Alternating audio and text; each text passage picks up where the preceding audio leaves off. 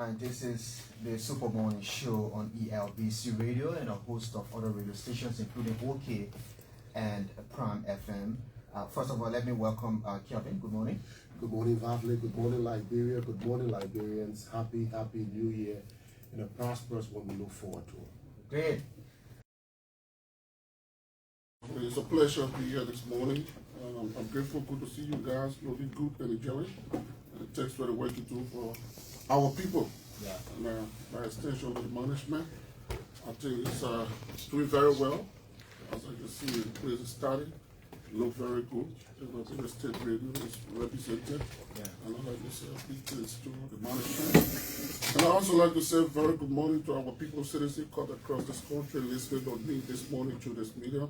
It's a pleasure to be here. Good morning, Happy New Year, and happy belated Christmas, Merry Christmas. Now we're in a new year. And thank God we got left this morning, not just left for see good health. So we are grateful. Thanks for the invite. Let me say Happy New Year's to the Deputy Speaker. I added S because it's been long since. Kevin, Happy New Year, man. And part of my resolution there, I said, man, we're going to beef up the relationship. So I know when you come the first thing about help out of the man, you have to improve. And I promise to improve, Kevin. Media-wise, visibility-wise, No, but it's good to see you, Deputy. I mean, we start on a very soft note. Your country club with the semblance of Lofa County. How is it? That's Lofa started, I think. My spokesman said the hour. Yeah. What happened? Well, my man, such the time, such the condition, you know. Lofa has always been in the league for the last 2-3 county meets, the best champion. And I think it's just fair enough. We can go into a lot of details because you'll be deep in the wounds. But I think Lofa has always, the management team, the steering committee has been doing very well. And I think it's time that other counties participate and emerge. So we say wish them well. And wish Lofa County well, wish our players, the technical staff. I think they did the limit.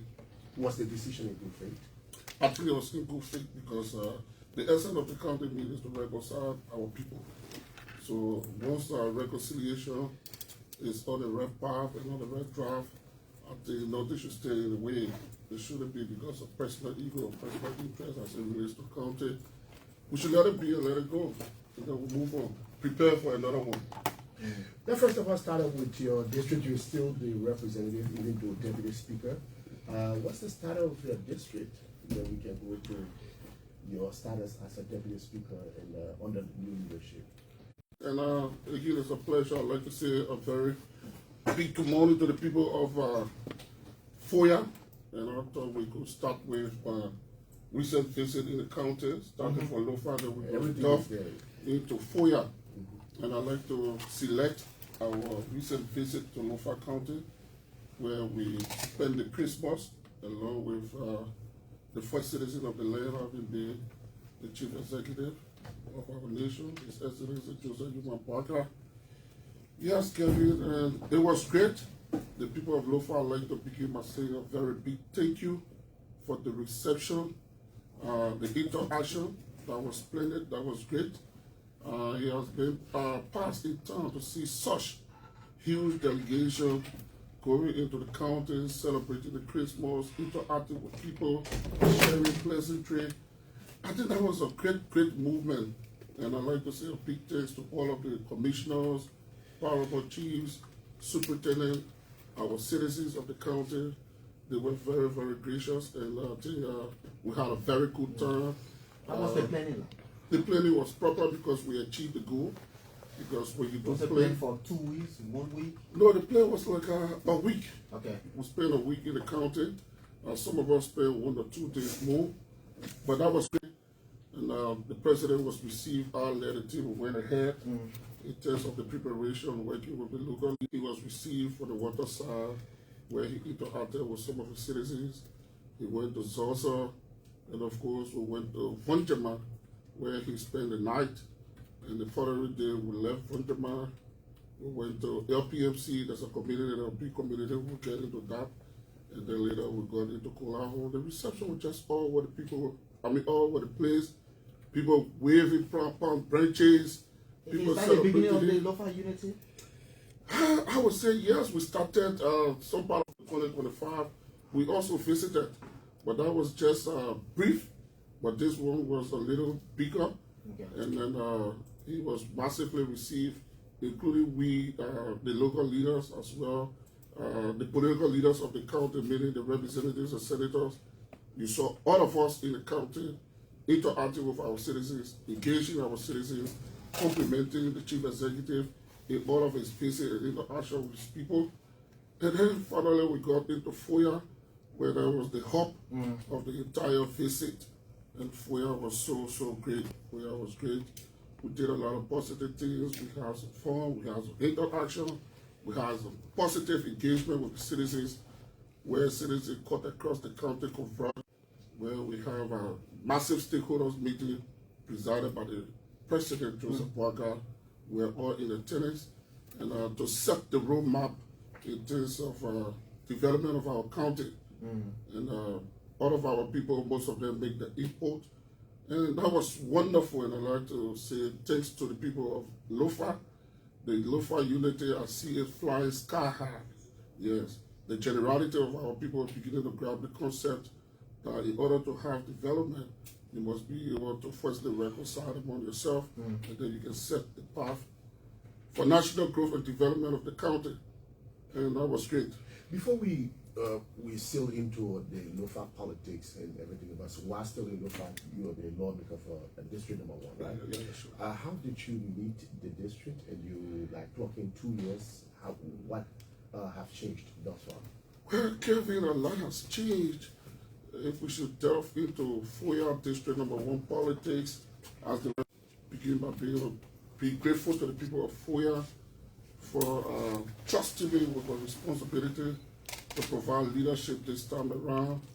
We got elected 2 years ago, took office. And today, comparing years back to the current status of Foya, you can take the microphone. I think we're doing great. The people of Foya are doing very well. And the first thing, we set an agenda. We have a few thematic issues. After we assumed the responsibility as the representative of Foya, we had that agenda.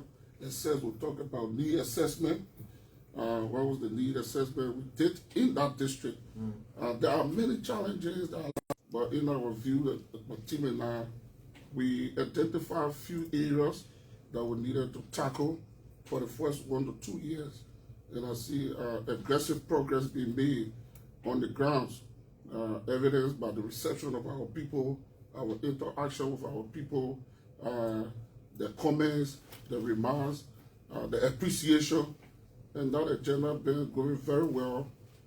You know, the elections we had in Foya is something to talk about. It was really tense. 2023 it was really tense. It brought a lot of wounds, a lot of hurts, a lot of hard feelings. At all levels, or at the level of the presidency, or your... All levels, because I led the team 2023 in Lofa County, not only Foya, but the entire county. You know, our county is a cultural and highly traditional county. And I think it was the first time since the inception of Lofa in 1964 to have seen that kind of aggressive politics in Lofa County, healthy competition. This was, 2023 was the first time, because normally our people, they meet, they discuss, they give the marching order. Until we got in, the team led by me, introduced the county. In the past, it was just like what we call one party state and just move on. Made a unity party then. The unity party. By the time of former party, we introduced that, and we're aggressively involved into the campaign. That created some tension, to be honest. It brought some hurts, it brought some mixed feelings, because our people did not expect that. They thought it would have been all of us to fall in one line, but we went the other way around. So there was a need for reconciliation. So part of the thematic points that I talk about, we said reconciliation 1, because in order to keep the ball rolling in terms of development activities that we help the district to grow, we needed to do reconciliation first, and then that was part of our pillar number 1. We thought that you reconcile or try to reconcile your people, We moved into the education sector, how we can all help buttress the young people to broaden their minds in the place. We got into that. We came to agriculture. You know, our people are very strong.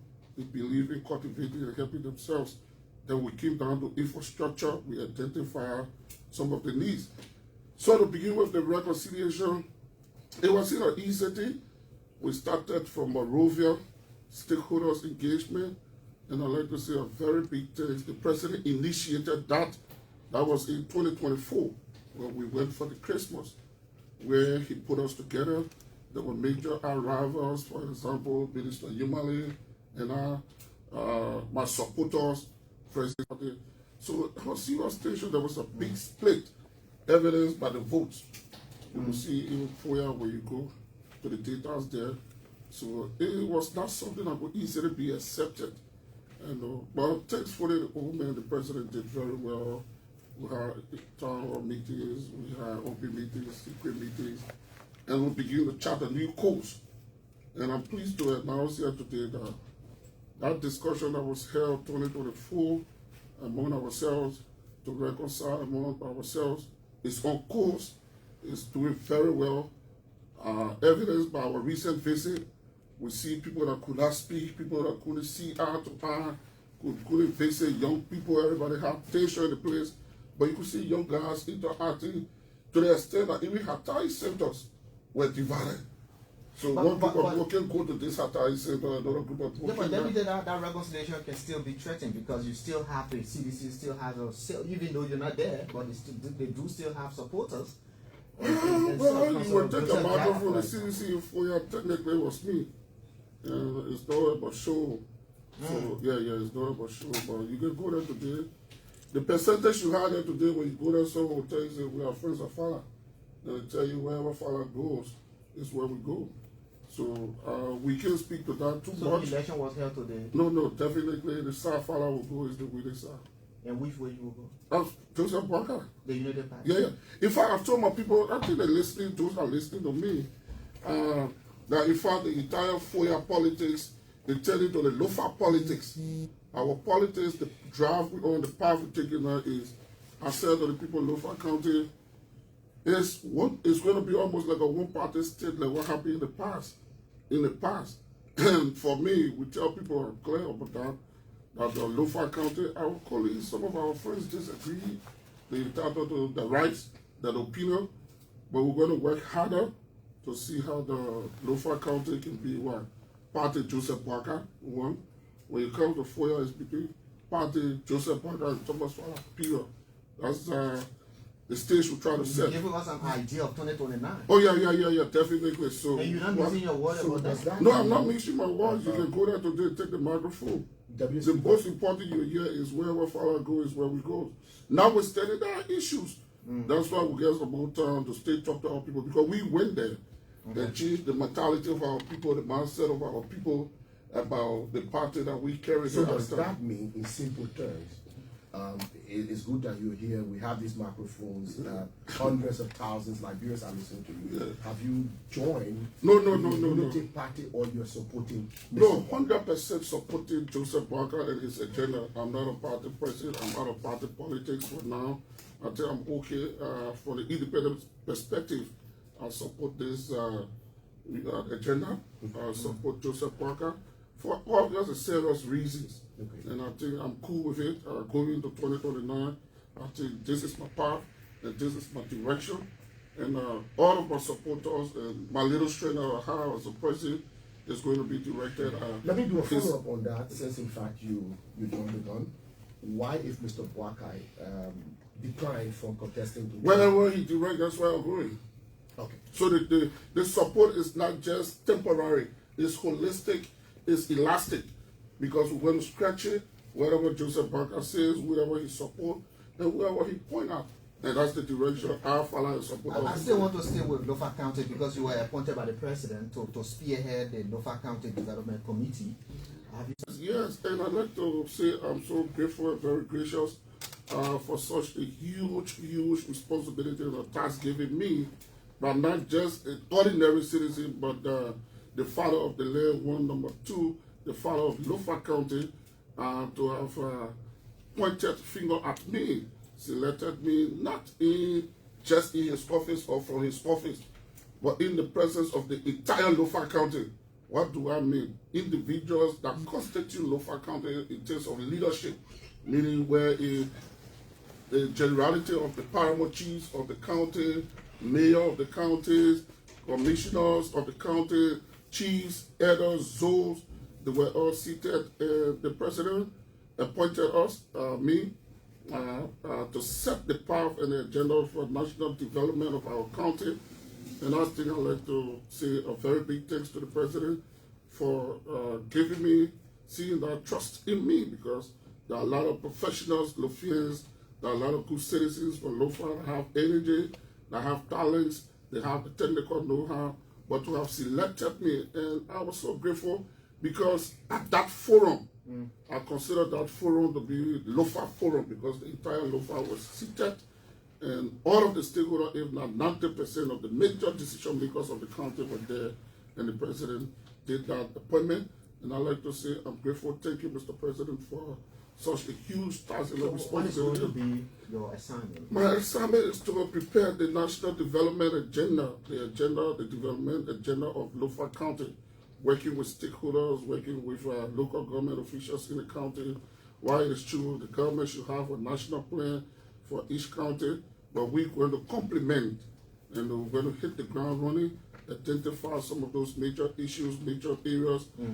In consultation with the local, I already started the ground running. You're going to have us beginning engaging stakeholders in Monrovia, in the county, where I'm going to set up, the first thing is to set up my own secretariat that will work as a liaison between we have 11 administrative districts in Lofa County, including my caucus, all of us, and members.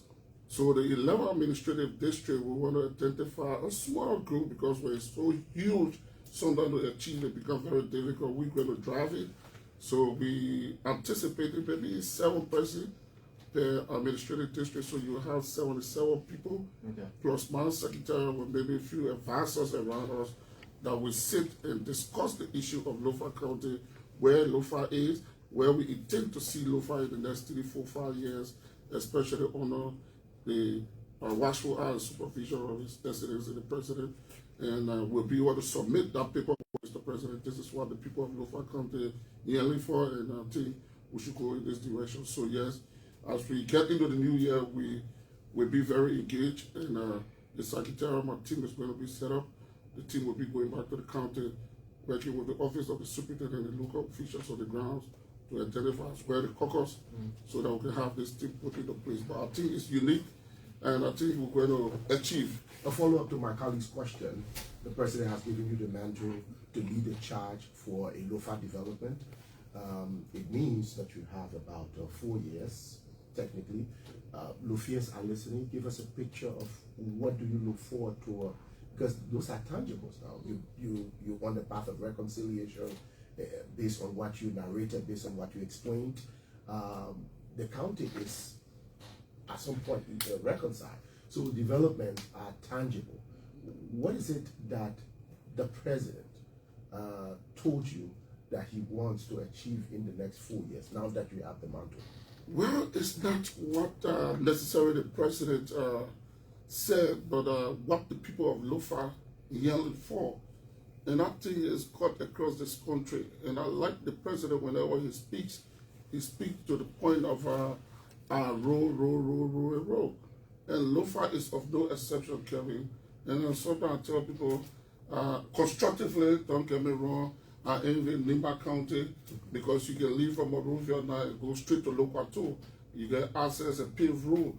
And also, I would like to see Lofa have similar development, because Lofa is a big county with a strong name, strong people, with a lot of potential people.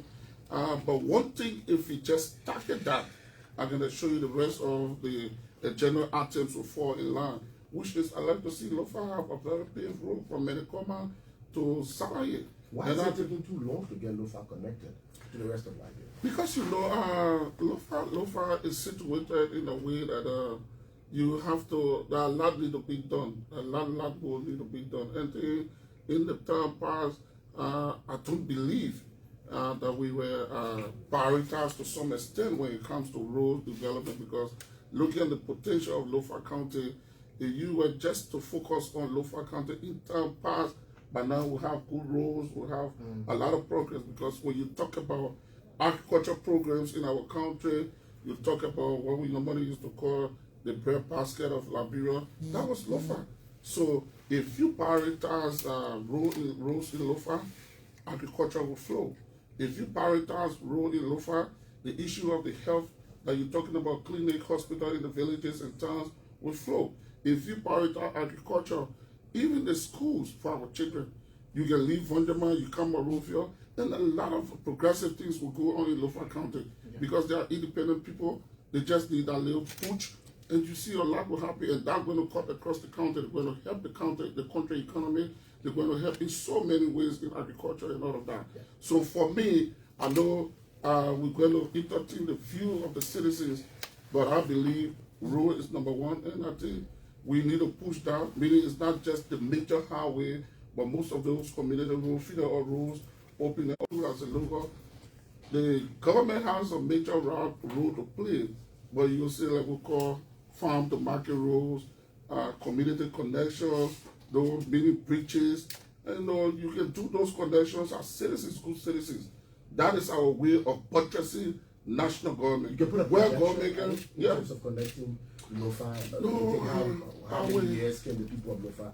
If we work aggressively with resources, we all put hands on deck, it will take a couple of time, but in the relative 3-4 years that we have, Kevin, you can trust me, major communities, major towns will be connected, and you will see the progress, and you will see the output coming from Lofa County.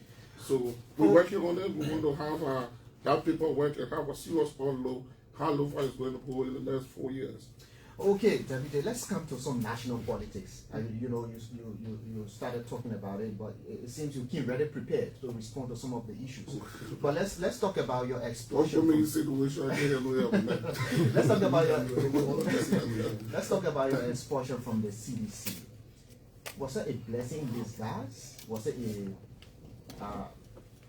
unfortunate situation for the CDC and a blessing for you as a person?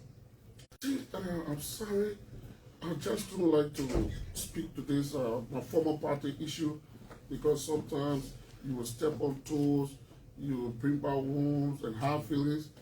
But I think today, I hope today could just be the last time we speak to it, and then we move on. And then, like I said one time, when that expulsion took place, I said to people, in time to come, the truth will unveil itself. Because there are a lot of claims, counter claims. Everybody want to have the right. Everybody want to accuse someone.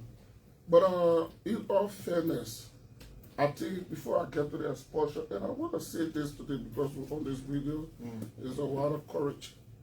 I think there was a little emotional approach by the CDC as it relates to the actions. And because of that actions, there's truth. The truth will come out. And I remember, I don't know, Kevin. Yeah, go ahead. I don't know whether you guys have a copy of my expulsion letter. I do have. I have to check for it. When you but check just let's talk about it. Yeah, let me see. And I also want to read this verbatim for me, because I just want to clear this. Kelvin, I told you that the deputy came prepared, right? Anyway. Yeah, so I can't even get it. If you get it from. Yeah, if you can. Yeah. I think it's and I just few things. The preamble, you can just read the preamble, Why do you want me to read it entirely? Okay, so which one? It says here December 11. It says December 11, 2024, CDC National Executive Committee expels Deputy Speaker Thomas Fallah and takes strong action to say. It reads here, it says that you can tell me to stop when you're ready. It says the National Executive Committee, the NEC of the Coalition for Democratic Change. Yeah. You see there are two phrases there from the preamble that I told you, based on the Constitution, we expel Thomas Fallah. Okay, it says the National Executive Committee, the NEC of the Coalition for Democratic Change, the CDC, has taken a decisive, firm step by expelling Deputy Speaker Thomas P. Fallah with immediate effect. Should I continue? Yeah, let's talk about some constitution. Okay, it says the CDC National Executive Committee expels Deputy Speaker Thomas Fallah and takes strong action to safeguard the Constitution and national stability. Thank you. You expel Thomas Fallah, which constitution? Is it the party constitution or the national constitution? And I'd like to state that for my friends in the CDC today, especially young militants that do not understand. Sometimes you hear people talk about Fallah is ungrateful, the guy is ungrateful, the party made him, and today he SYZ. Fallah did not leave CDC. And I don't know how to sink this down in the ears of my former parties and friends. Fallah was expelled. I don't know whether we can really define expulsion or what we used to call in school, what we call in school, NTR. There must be reason why you are giving NTR in the school. In the school perspective, that means the handbook they will give you as a student in that school. They give you a handbook, don't do this, don't do this, and things that you shouldn't do. If you do these things, you are going to be expelled. When you fall in that category, you must be expelled, right? In the context of political parties, let me speak, the bylaws and constitution clearly spell out how an individual violates and he or she should be expelled. But first in the CDC, the second aspect, you hear this here, the National Executive Committee in consultation. I hope some of them can call on this radio station today because they are my friends, my good friends that we live together, work together for 20 years. 20 years of my life has been with the CDC. So it's not 20 days, it's not 5 days. And there is no record. Those that know Fallah, I'm not a disrespectful guy. I'm a quiet guy, soft guy, and I respect friends. I work harder for everything that I do and everything that I have. I don't remember one day of the 20 years of violating CDC bylaws and constitution. I can't remember one day.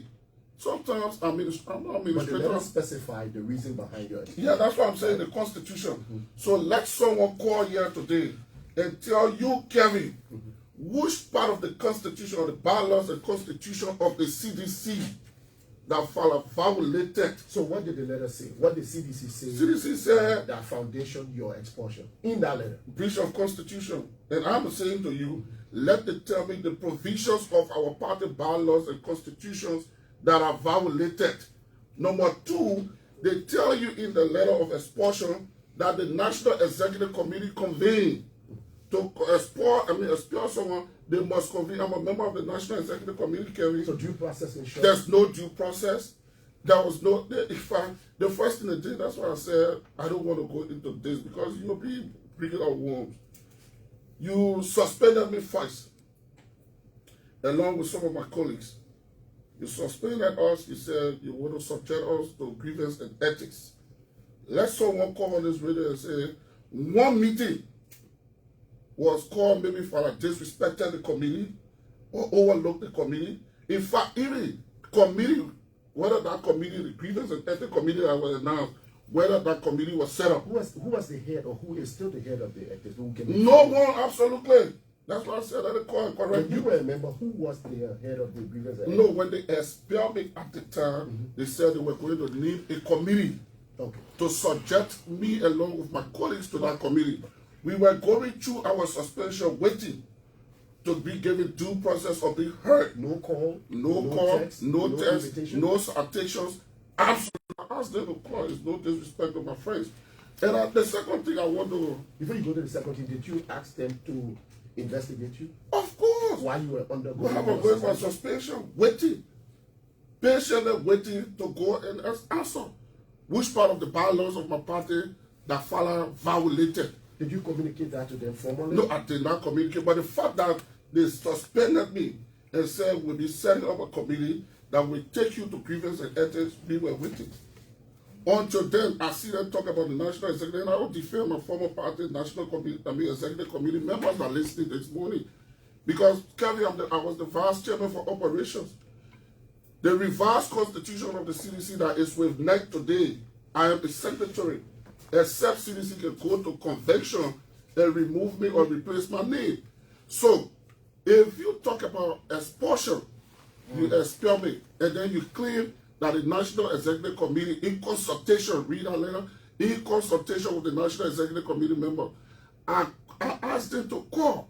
Where was that National Executive Committee members convened, the citations, the meetings, those in attendance, so the public can know today.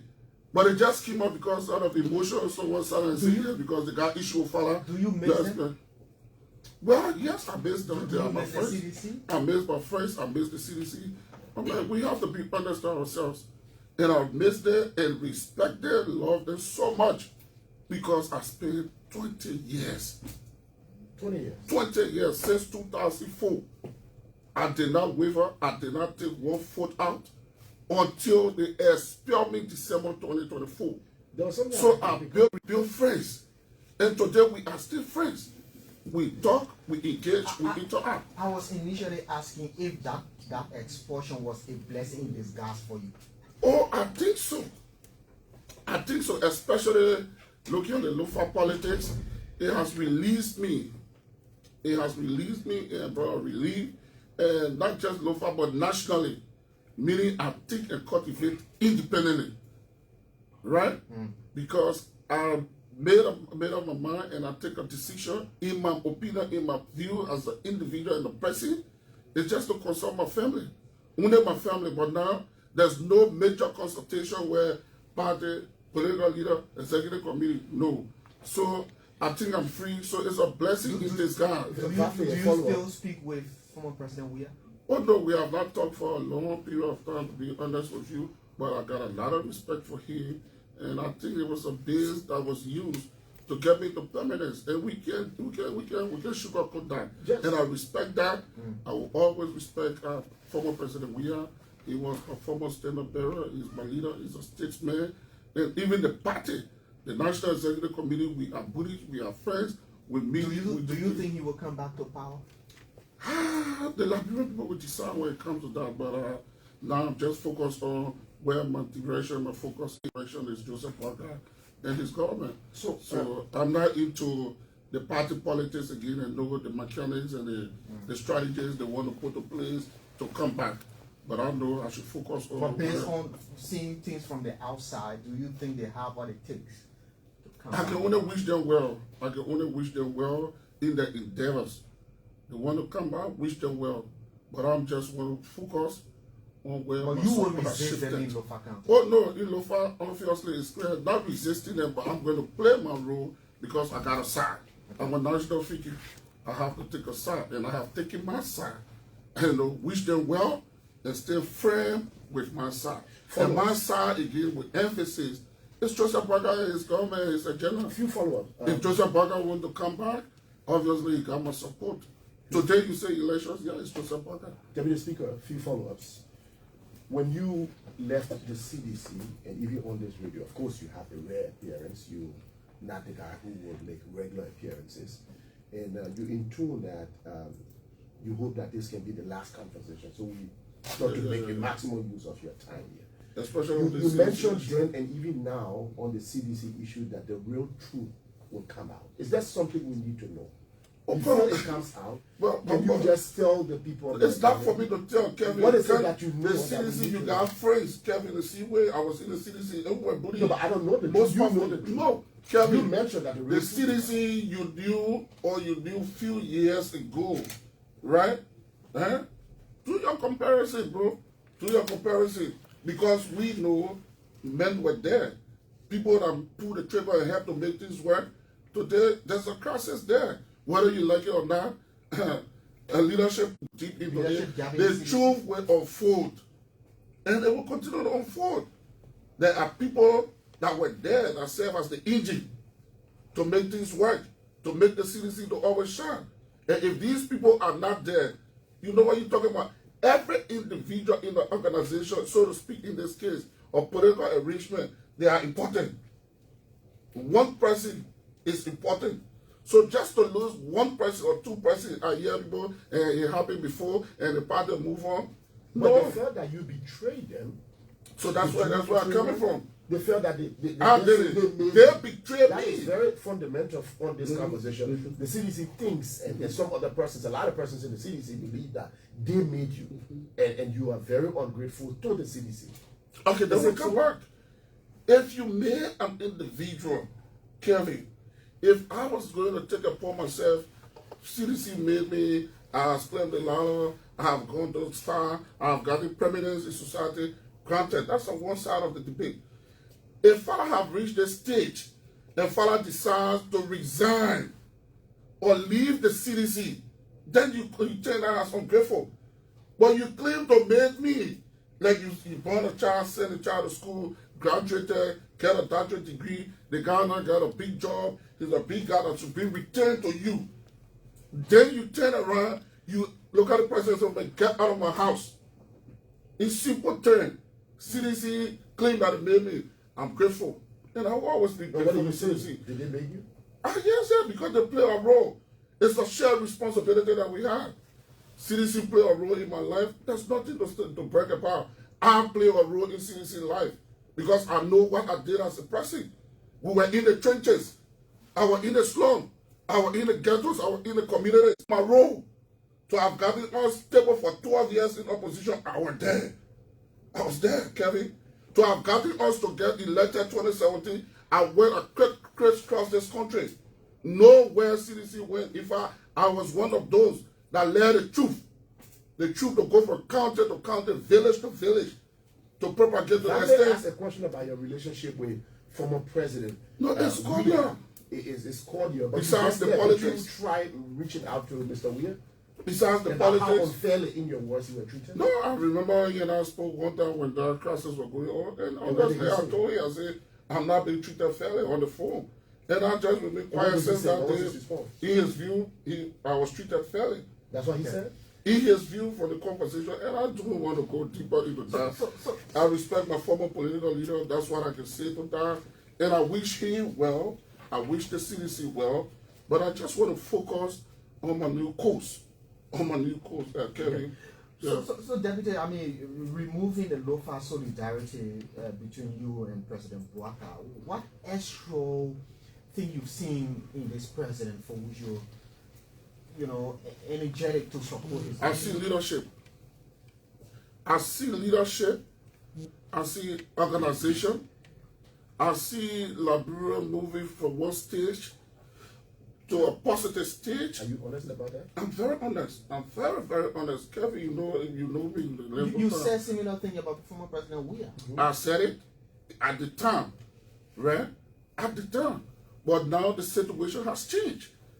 If I said it 3 years ago and said Kevin was the best guy, and today after 4 or 5 years, I have another, I come in. Leadership-wise, are they different? I believe Joseph Yuma Bouaka and his government. I see leadership, I see organization, I see the image of our country. Don't get me wrong, I'm not going to step on anyone else. Past leaders did their part. They did what they could do, including President Weir. They did their part. Today, it's Joseph Yuma Bouaka and his government. And I believe, in my opinion, that Joseph Yuma Bouaka, I see leadership, I see organization, I see our country moving forward. I see envisage a better future for our country. And that's why I have made that decision, a personal decision, to stay with Joseph Yuma Bouaka and his government. And I believe if Joseph Bouaka remains on this path, our country is going to be greater and going to be better. You served both presidents. You are a long time, once upon a time member, and have the good thing about it is that you have proximity to both leaders, former President George Weah and current President Joseph Yuma Bouaka. I hear you pressed on the words. You see the confidence, organization. You see prospects. If he continues on the path, there's going to be a better Liberia. Does it smell like, so far, what significant differences between the both leaders? Kevin, hypothetically, let me speak today. You see, I have been in the elective processes for the last 2-3 decades. And to be elected is one thing. To regain the confidence of your people is another thing. Sometimes to be elected is sometimes because people judge you or sympathy. Let's give a try, and I think we hopeful things will get better. They gave you responsibility, right? When they gave you responsibility, it now behooves you as a person to make sure that that responsibility that is given you is properly managed, so that tomorrow when you want to do a comeback, it becomes much easier.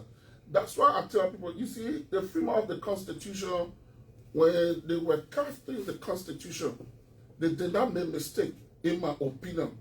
When those guys, men and women, sat and said, 2 terms for a ruling party or a government, and they tell you 2 terms, 6 years. In the opinion of those people, that's my reading, that 1 term is not sufficient for any government, except the extreme. Because with my experience, I know 1 term is not enough, because the formulation of government, the preparation of national policy document takes sometimes 2 years, 3 years. The issue of lobbying for resources to get government on path to hit the ground running, sometimes you take 3 years to start unveiling your agenda.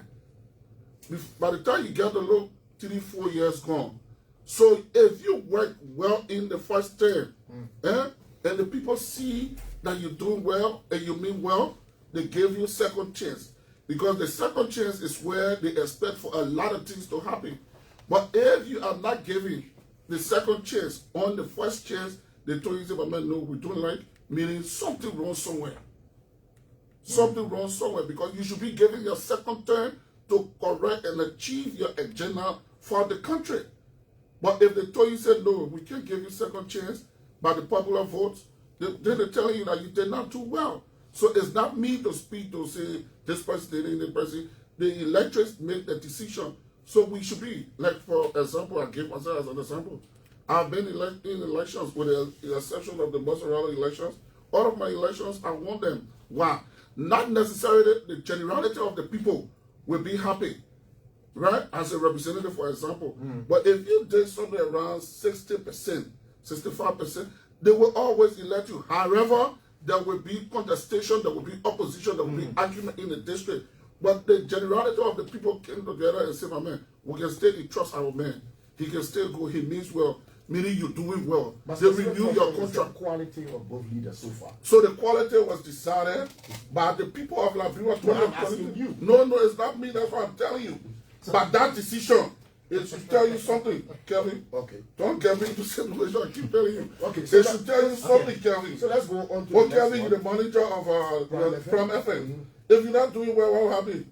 All right, so now No, answer me, bro. no, it is you. If that you're I'm not interviewing. you. It is you that I'm interviewing. But So let's Kevin, go on to the next one. because you're managing well, that's why you're not going to be easily replaced or changed. On or the removed. 24th of December last Yeah. year, the eve of Christmas, Mr. Boakai, the president of the Republic of Liberia, was in Lofa County, and there was an unveiling program there, and also a new meme coined and styled in the National Independent Movement for Boakai. NIMBO, for sure. I hope I got the acronym pronounced correctly. What is it? What is it for? What is that? Well, thank you. You jump on another one. Okay, so I'm pleased today again to announce. Yeah, I can handle this. Yeah, I can handle this. There's a friendly conversation. You won't step on toes much. We're moving on, my man. New year, you start forcing. I mean, you know, there's an Alice that said, when you start the new year, that's how it's expected for it to end. So I want to. No. You need to be a fearless person. No.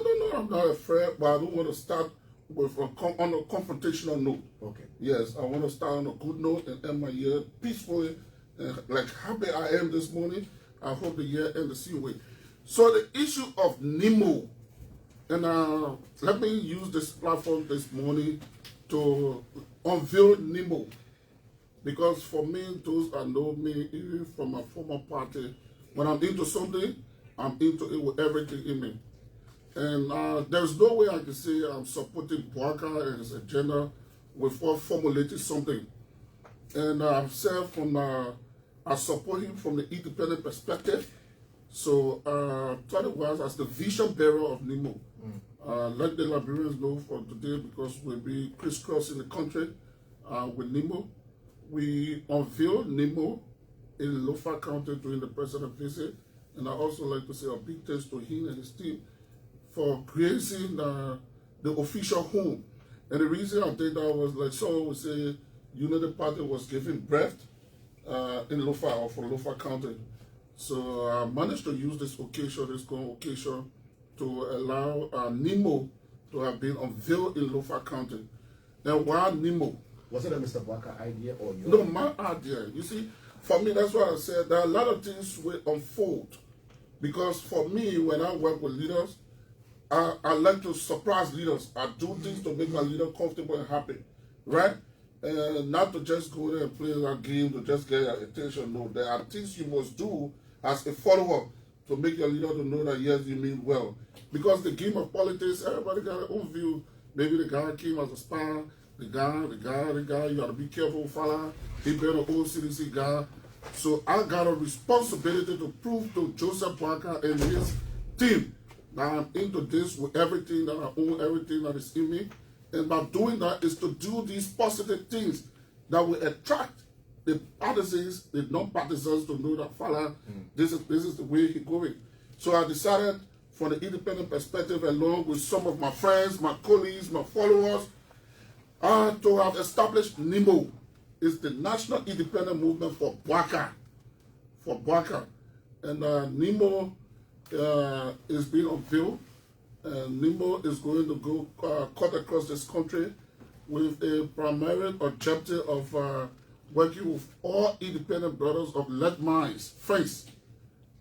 This is a movement for us. We're not a political party, but we have a stake in our national politics. So we decided to form NIMO. Even some of my friends on the other side of other political parties, that someone would say, for me, I'm disenchanted, I will not use that word, I'm just going to. For any other reason, I believe governance, all of those citizens that are in similar situations, that suspend you, it's for obvious reasons. Let's come together. If you are like man like me, and we clear that not just coming together, but we're coming together with a primary purpose and objective. And our objective is to support Joseph Newman Barker. The name of the So that's why I said NIMO. So when you come here around me, you get your issue, you must have rest. Kelly, you yourself get issue, can't join NIMO. That support Joseph Barker, because you know everyone have their own problem, everyone get issues. So for us, we believe no issue. It's just for the fun. There are a group of guys, friends, citizens that have called me. Even some of my colleagues in the legislature, they want independently, okay? But they believe they support Joseph Barker. So if you support Joseph Barker, do you an independent legislator, for example, join me, let's work and keep the support to Joseph Barker. So yes, NIMO is being unveiled. NIMO is the newest, biggest political movement in our country, and I'm the vision bearer. I'm not going to work alone, going to work with team, because teamwork gave you results. I'm working with a team, group of professionals, technicians. I just brought this idea, but I'm not going to be the only person to drive it.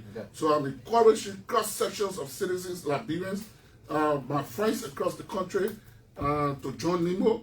Let's make NIMO great. Let's support this government. If you believe you support this government, you support Joseph Barker, and you are not a Unity Party partisan, we ask you to join us, because there are a lot of hanky fruits. Is it going to be decentralized? Because it seems as if it's a local. No, it's not. It's going to be decentralized. That's what I said. In a couple of days to come, NIMO will be launched in Maserati County, and we're going to take it from county to county, county to county. So you're going to have chapters? Chapters, we're going to have structure put into place, all the systems. It's going to be a very big thing. It's a very big program. I see a political party growing. No. For me, for now, it's not a political party. It's a movement, and this movement is clear. We're going to go. We're going to work. And I'd like to say to the Unity Party, I will be sending a letter today formally to the chairperson of the Unity Party to formally introduce NIMO and the mission, the purpose of NIMO, so they can know that we are partners in progress. Okay. We all were working towards the same goal, maybe as separate fronts. So we're going to make that formal today so that Unity Party Today? can see us. Yeah, today when I get to my office. What I'm going to specific see that. support are you going to be giving here? Is it raising funds for, say, Whatever, because I know what it means to run a political party. I know what it means to win. I've been in the process. The first thing a political party or political leader needs is the governance support, the human support, and the financial support. So we know we go in the trenches, we understand the politics, the local politics, the ground forces, how we can engage. We're going to engage our people because the method that we used in the past, in our little weak ways, we're going to accelerate our method to make sure NEMO is all into the trenches, into the communities. And in the next 2-3 years, you're going to see NEMO by the special grace of God. The former superintendent who served under former president, Ellen Johnson, he told on the local radio, and I'm very sure you heard it, you were laughing, I'm very sure that T5, Thomas Fallah, should not be trusted. This is key. He could, along the way, betray the unity. I respect her. You said that, right? She's a female. She's a female. You see, we got a behavior in this country, and I think our people need to understand we need to change that mentality and the way of doing things in our country.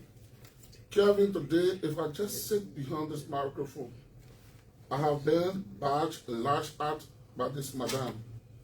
For the last 2-3 years, she come and made all kinds of statements, remarks, playing with my reputation, attacking my reputation.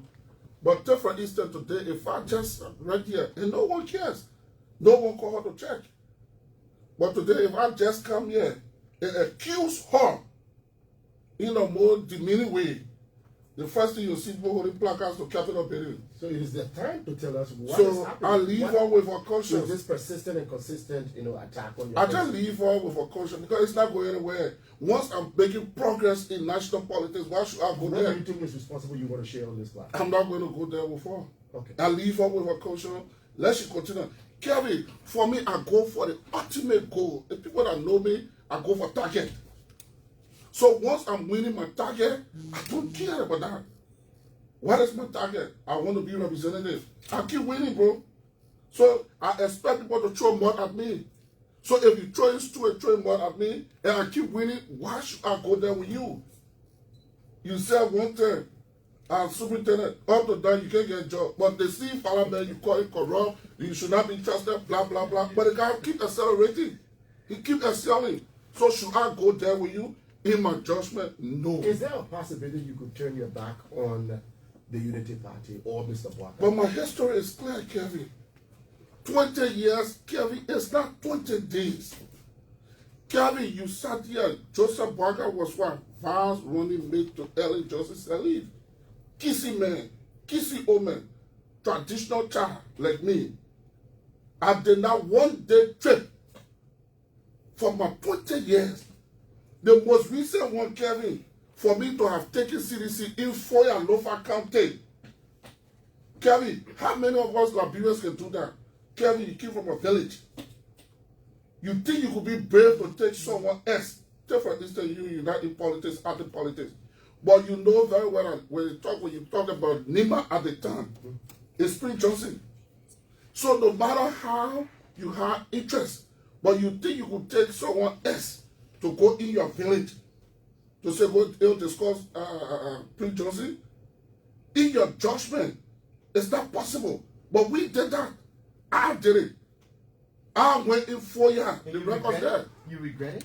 No regret. And that's why I'm respected by my people. Today, now when Fallah take decision, he stand by it and live with the consequences. I went in 4 years in the Kissy Chiefdom, put the elders, young people together, and said no. Many times I would call and say, my man, no, this is the direction. I said, no, my direction, my focus now is CDC and George Weah. In fact, to the point I told the people that, don't vote me. It's sad to know, don't vote me, my parents, don't vote me, vote George Weah and the CDC. Go look at the numbers there. Faster in the history of Lofa County. So you are committed in essence. So in essence, 100%. I'm not going, no, that's no reason. Nothing can pull me anymore. What do I want? This is politics. Anything could happen. No. Could Except Joseph Bwaka is not in the process. And I'm telling you, even if Joseph Bwaka is not involved, Kevin, put me on record. Joseph Bwaka put any individual, that's where me, my family, I'm talking about other people, my followers, they have the right. But the people that I got control of, my wife, my children, those that live and benefit from my sweat, my followers, we going to the way Joseph Parker, that's the record, they're straight. Okay, you're listening to the Super Morning Show on ELBC Radio. Deputy Speaker Thomas Fallah is here as our guest. I'm here along with Kelvin of Prime FM.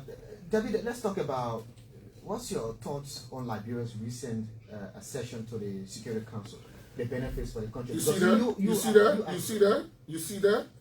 You see why we support Parker here?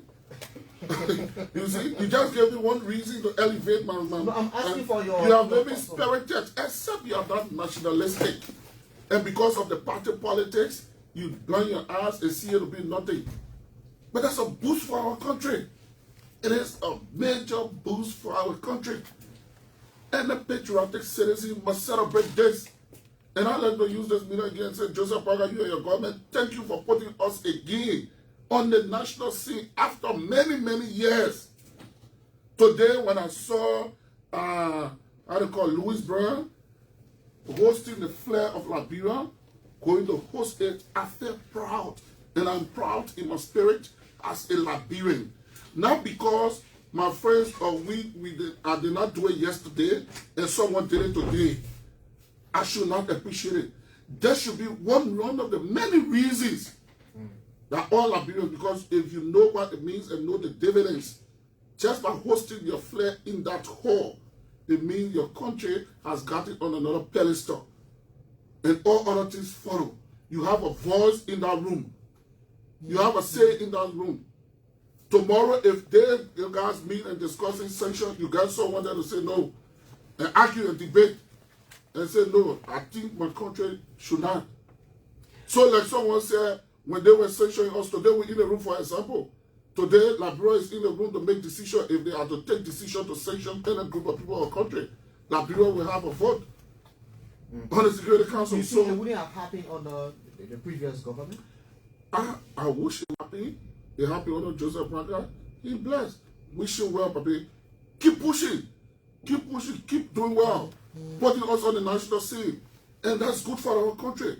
The image of our country is good. As a national leader, that's what I want for my country. And that's what I see going on. Don't get me wrong. There will always be issues. There will always be problems. That's where I'm coming. What do you think is wrong and that you want to advise the president about? What do you see wrong in this government? Someone will always talk about the issue about bread and butter issue. The benefit is on the national, on the top, but it's not sinking down to the common person in the market. That's a process. It takes time.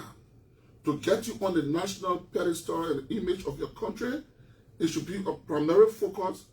Yes, but can you also say don't focus there? Because the little person in the market want to eat today. But this eating the food, the rest, my brother, it has been in existence. Some of us were not born. There was a rest riot. Not necessarily not happy, but I think they need to improve when it comes to that. The economy. The economy, this bread and butter issue. Yes, I think job creation. Let's do that. Let's do that. And I think the government is on the right path, gradually, step by step. You know, when you run the organization, there must be, even in your home, there should be a set agenda. Maybe agenda one will say, okay, I want to rebuild the image of my country. In the view and opinion of those that lead it, they do that. If you're doing that, someone say, okay, I want to build roads. Now we're talking about roads. You know what you're going to do there? If you're going to concentrate on roads, you're going to step on toes. But today, come on. Come today. You hear people talk about the bread and butter issue. But I look at the price of rice. It's affordable in my view. It's affordable in my view. Someone told me today, as far as loaf I went the other day, I think we were paying $2,700 for the 25 kg. At the time, we were paying up to $4,000. Probably was because of the road, right? Today, no matter what, I know the cross-section of citizens will not be happy, but I know no one can tell me that electricity is not being over the place. I come in. These are me, in my view, these are other bread and butter issues too, because when the low man there get a full, I remember in the past, when you tune the elevator station, the heat killing also, we suffer in the district. But I think it has been minimized. It has been minimized. Gradually, the slope is going down. Okay. It's not going up. The issue of rest, the slope is also going down gradually. But you know what? I've been in opposition. I understand the opposition has its role to play. So even if you can bring the skyscraper and put it right in here, because the opposition want to be where you are, they will tell you, say, in fact, You think that you I come in, the opposition will tell you, say, yeah, but I think the building group is not properly located. They will have to find fault because the guy want to be where you are. You think that politics will have to change for people to be I think it has to change. It has to change, but it's not going to change easily because if it do change, then there will be no reason for politics. There will be no reason for people to say they want to replace people. So no matter what happens, someone will have to fight back. So we must respect that. Your very good friend, Senator Sir Joseph, said he wasn't safe in doing the CDC regime. Do you share similar view? Let me respect my brother's opinion. I respect his view. Probably he spoke in context, and I don't know the context in which he spoke. So I can't speak to that. Do you feel more safe? Do you feel more safe in having? Don't give me a straight jacket. No, it's not ELBC. I'm saying, No, David, do you feel more safe in No, I'm having not today? going. I'm just saying I'm going to respond the way I think I should But respond. do you feel more safe in having? Let me be today definite. than No, I'm asking you, said, I do. I didn't get you clear. Did you say, I do or don't know where he was speaking from? No, I said I do not know the context okay. in which That's what he I spoke. Okay. So for you to say he was comfortable, I don't know the context. Probably it could be security context, it could be economic context. I don't know. So I respect his opinion. I respect his opinion. For me, I'm comfortable. I was comfortable in the past. I am much more comfortable now. If you ask me, that means I'm accountable for me. In the past, much more comfortable today. yeah, than I you was were in the past. comfortable. I enjoy. I was happy. The fact that I got life, I have peace. I work. But you are more comfortable. Yes, I think the country is moving further. I think so. Yes. Then you were. Yeah, my man. I just told you. Can we now go on and talk some? Let's talk some legislative matters. Yeah. Your new boss, What's Richard Namweko, who is he, the relationship with you and him? Oh, Richard and I, we got a very, I serve leaders over there, and I think almost of my 5 leaders, the monitoring through this meeting, and everyone that I serve, I always try to build a strong relationship, and that's why I am claiming a lot of Kevin. I came there, we should use the word cadet. From 2006, I began representing. I have gone through the ranks and files, meaning from one committee to another committee, and be very respectful, very kind, supportive of my leaders. So that's why my change is just there. So time for me to say, it's just almost like a silver platter. Today, Dr. Richard Namweko is my speaker, and he enjoys expressive confidence from me because there's always a future. And I like to use this meeting of my colleagues, and they know very well as I sit there to speak with people talking about people entitled to the opinion, colleagues entitled to the right.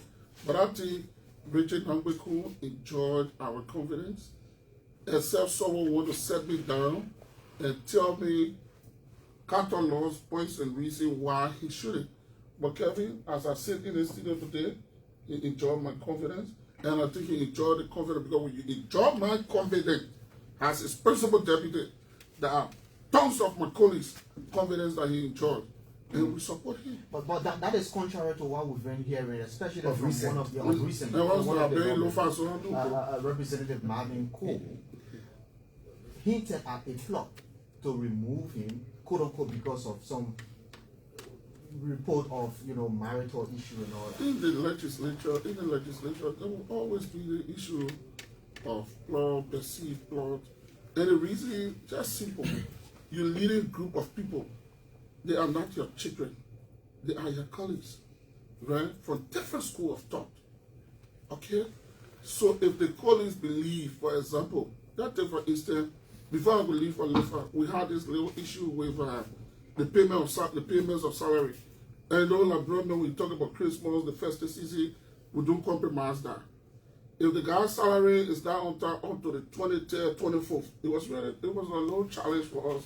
Yes, the leadership now. And there are a couple of other benefits that Cooley's leadership promised that we're going to do everything possible to get those benefits and to put into place. And if Cooley's believe that these things are not done, they need to go back to the constituency, they need to go engage the constituents. Of course, there's a reason that it must meet and begin to vent up those angles. That probably the leadership is insensitive, nobody will use that word, insensitive to the plight of the Cooley's. Not necessarily, maybe the leadership was negotiating because there are processes going to finance ministry, preparing vouchers, preparing receipts, step by step, step by step. Sometimes these things delay. Then Cooley said, my man, we have to take some radical approach. The radical approach is, my man, let's meet and send a signal to the guy because they're joking to play with us. So you will see these kinds of things playing in the theater. So you as a leader that understand that place, the best thing to do is to go and solve the problem. When the problem is solved, you get relief. So I can tell you today, there's no plot in capital building. On the issue of that, I don't know about other issues. I hear someone talking about speaker, his personal, his party left. Until I can get a detail, there's no plot. No plot, no 122 men, 25. And that majority black is still intact? It's intact. What about availability to the rest of No, Kelvin, I want the evidence to make something clear. That majority black. The majority is more intact. I'm speaking to you as the head of the place. So no. And then some of my friends call and say, Fallah, you're not saying the truth.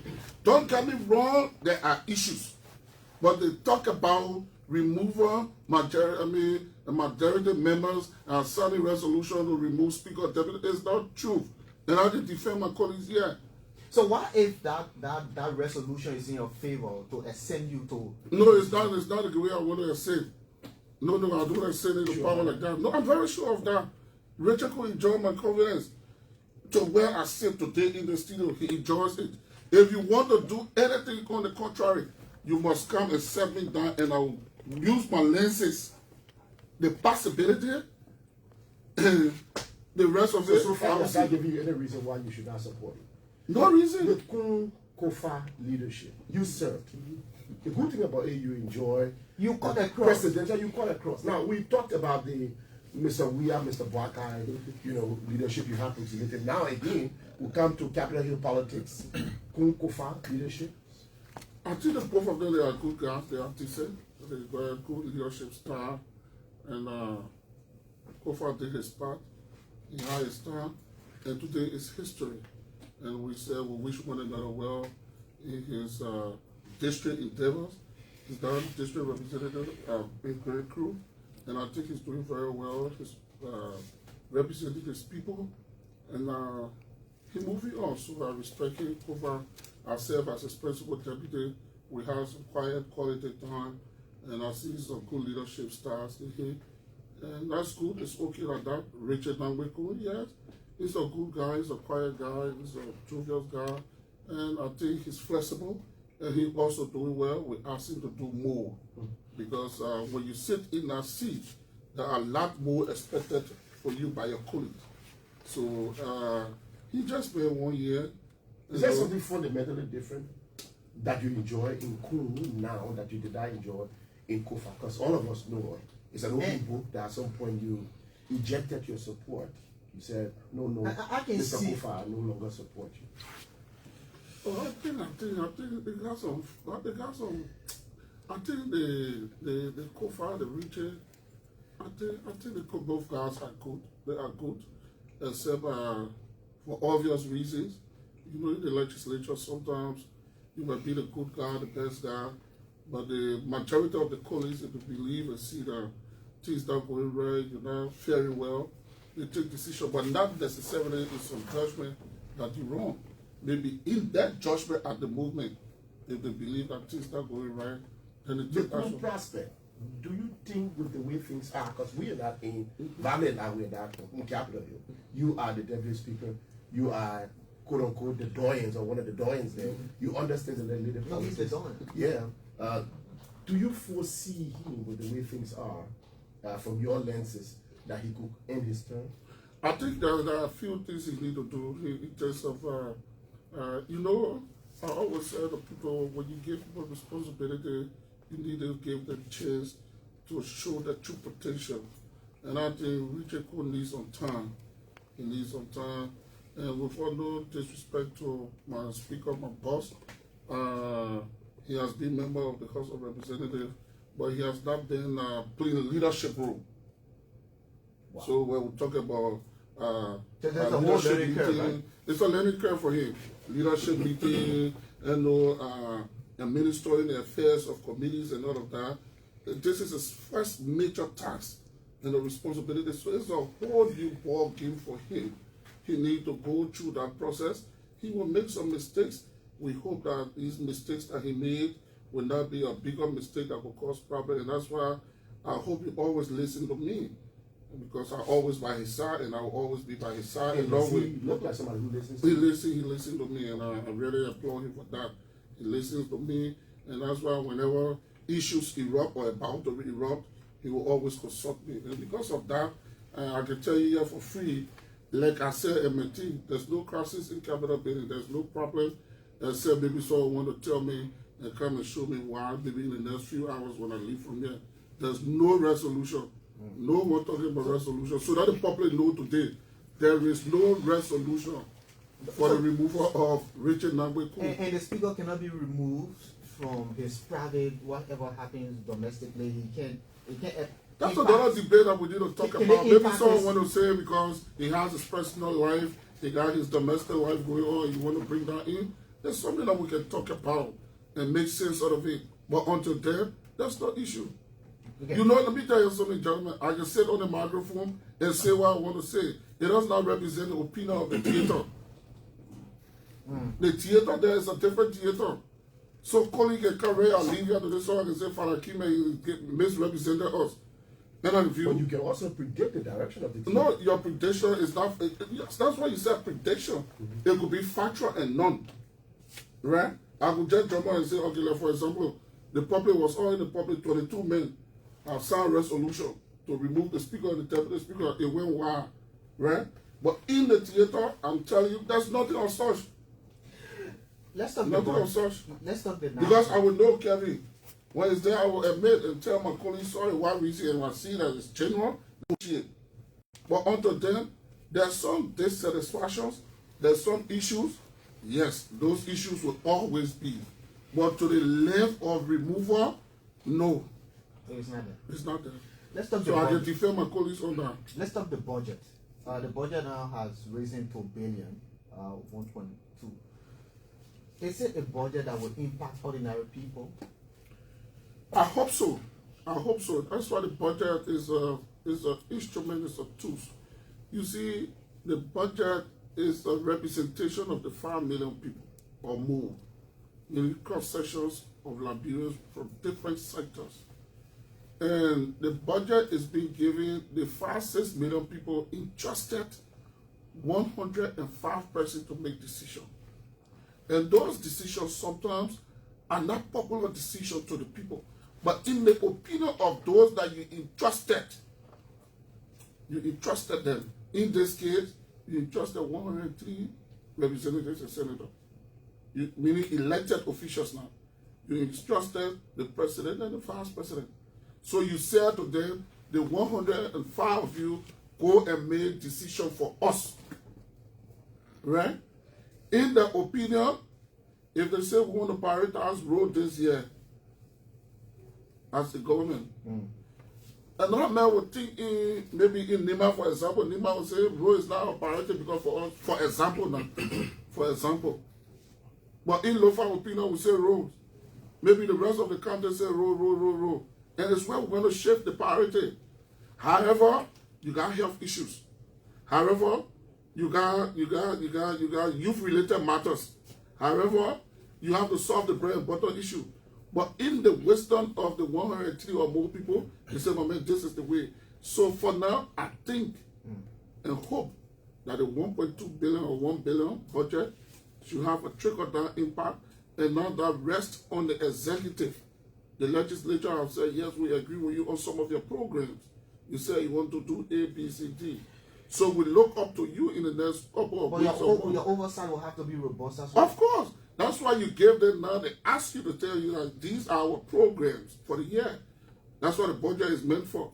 and the legislature said, okay, we agree with you, maybe some few addendum or some addendum on what you propose, and then they send it back to you.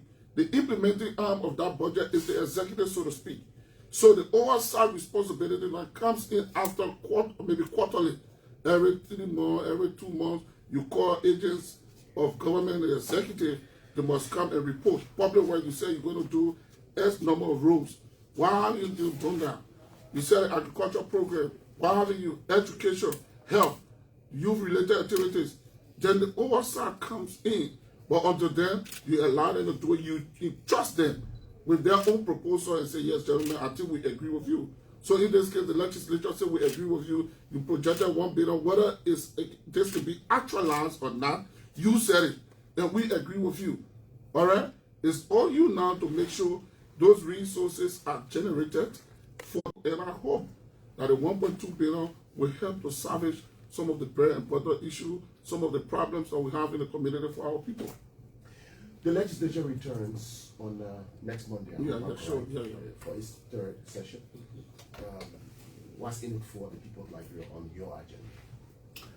Well, on the robust oversight, in keeping with our 3 cardinal functions, representation, better legislation for our people, robust oversight for our people, holding the executive feet to the fire, making sure that representation is done adequately, the need assessment of our people, we'll be able to make sure that these things are done. And we hope that we can do a lot of positive legislation, bring some of the legislation up to speed, fit in the current day reality, because there are a lot of legislation, there are a lot of paperwork that has been done, but some of them probably could be archaic. So you need to meet current day reality. So we encourage ourselves. Okay. Let's meet those demands, those current needs for our people, so that our people, because this is a government, they said 3 separate but coordinating branches.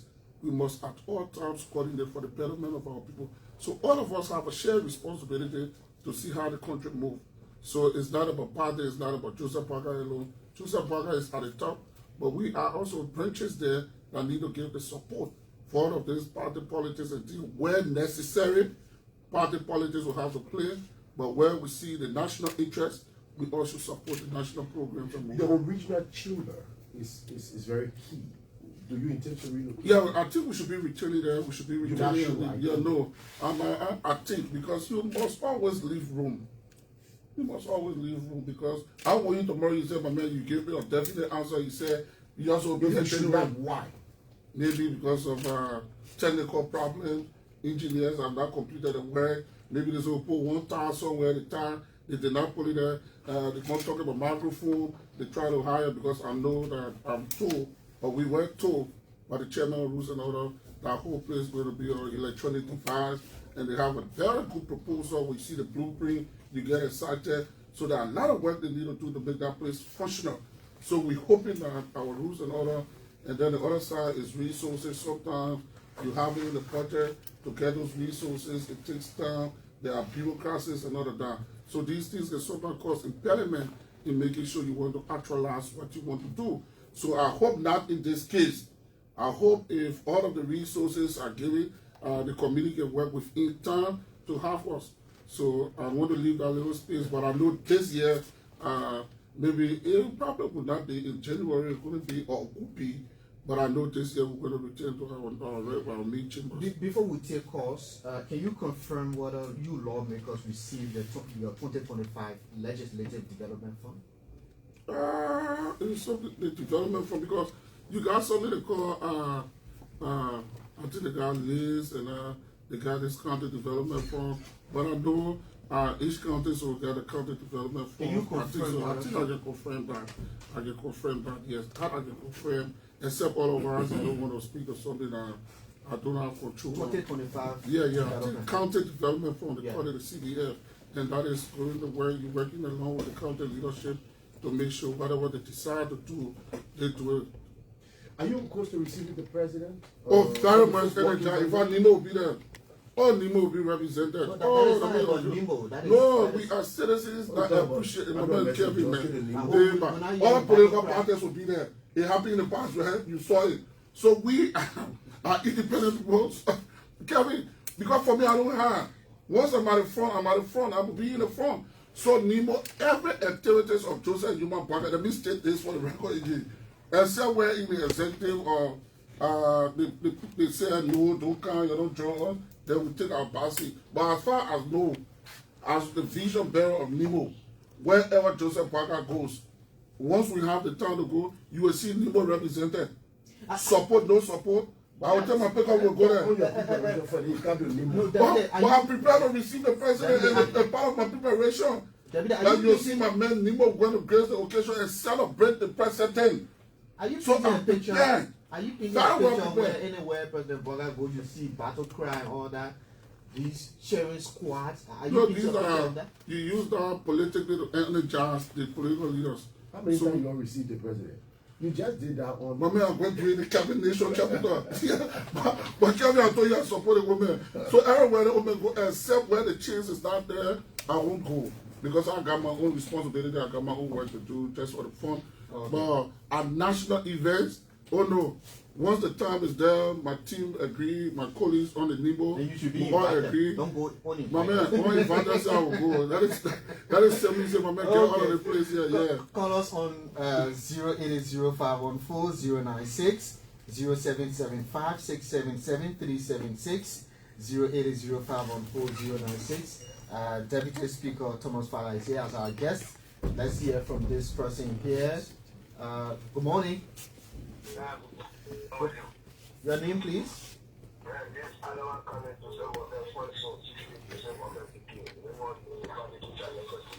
Let's hear you.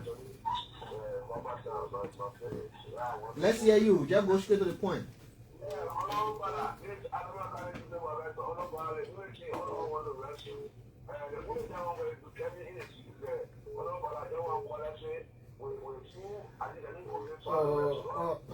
Let's hear from this person. Good morning.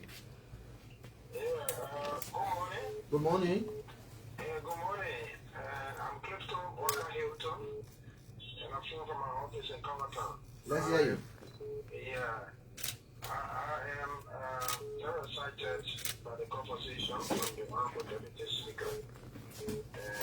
I like his momentum this morning. He comes with a lot of energy, and he comes with truth-telling to state matters. To rebuild this country, it can just be on the basis of mere partisanship. And I want to laud his sensitivity to true leadership under the Pastor Joseph Imabwaka. It is a glaring fact that the country, under the stewardship of this movement, is transforming into a better place.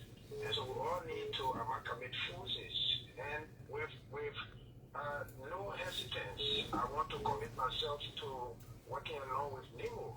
These are the kind of ventures we want to see in our country. Okay, let's hold you there. Let's hear from this person. Good morning. Yeah, good morning, family. Good morning. What's your name? Yeah, I'm Koga Darlington. And I want to say a big thank you for your G. I want to say a big thank you to the Deputy Speaker. I listened to him and I tried to flip the strategy. What we are going to do right now, any of our leaders, I told you that do not work for us. We will not put you on the high pedestal disease. We will look at the examples of Fallah. Those who are serving us and putting us on the map, they are the people who will celebrate. I'm not missing my word. I'm too related with what he said. Is that about Fallah? Fallah, I'm not scared of Fallah. When I see Liberia in Fallah, I see development in Fallah. The regime says the year that I had, when we will put ourselves together, we have to let the speaker and make sure that we celebrate those that deserve to be celebrated. Thank you. Let's hear from this person. Good morning. Good morning. What's your name? Yeah, let's hear you. Okay. Yeah, I just want to comment because you know, I thought that he was like this about his book, like as my natural expert, because if I'm supposed to speak clearly and people understand what it means about him. And one thing that he said, that's all. I'm getting respect for is, you know, as a man, everything you want to do, you should put your all. People who want to, grow up and be high can do. But if you are going for something, go for it and forget about what people say. Thank you, Okay. once again, I'm going to start having good but definitely you know, GMB. Okay, let's hear from this person. Good morning. Good morning. Morning. What's your name? Yeah, let's hear you from Bombing. I want to take a picture to our boss. And to ask him a question, one of the materials that he got. I show you that there's nothing happening in your house. I can remove all the inside to make sure that we work with our process to be the beginning of the president. This country is all power and the next generation. So nobody is government and somebody be a shit. Thank you. Thank you. Let's hear from this person. Amara Fofana, let's hear you. Amara, let's hear you. Morning. Yeah, good morning to the Honorable Deputy Speaker, Thomas Fallah. My name is Amara N. Fofana, and I'm from the densely populated township of Ghana. I want to say to Honorable Fallah that you have said it beyond the imagination of any patriotic Liberian. I hear you because you are not a United partisan. You are not being a stone supporter of President Baka before extending to presidency, but because you have seen a headline, you have read his list, and you are beginning to understand in your heart. As a patriotic Liberian, a wise man, getting at the hand of state power, you desire to support him.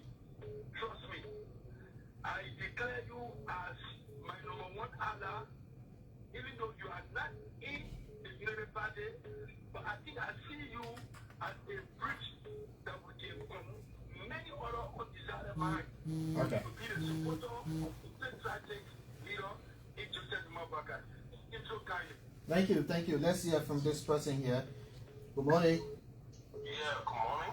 Morning. What's your name?